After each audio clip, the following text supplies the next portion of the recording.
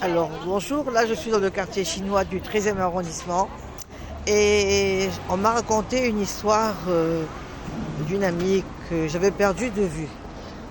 C'était une femme qui vivait dans un HLM donc dans le 13e, à la porte de Choisy, et je savais qu'elle avait connu quelqu'un donc de très très bien qui lui a dit bon, tu quittes ta maison, on va se marier.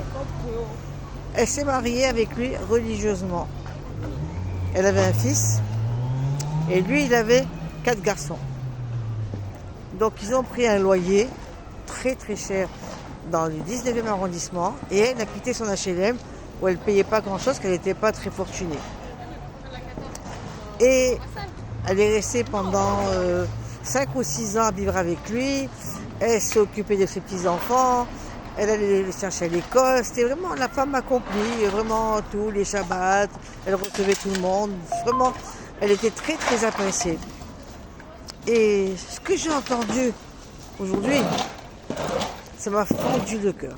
Vraiment fendu le cœur. Ce qui s'est passé, c'est que ce monsieur est décédé d'une maladie. Et le jour de l'enterrement, ils n'ont rien dit, les enfants. Après l'enterrement, vous savez, chez nous, on appelle ça des ashkabas, des prières pour les morts. Les 4 fils sont partis vers ma copine. Ils lui ont dit, où est l'argent de mon père? Vous vous rendez compte? Ils l'ont mise à la rue. Ils lui ont tout pris. Ils l'ont laissé comme ça, comme il dit les cacous, sheikha. Et maintenant, la malheureuse, elle a eu un choc. Elle n'était pas très jeune.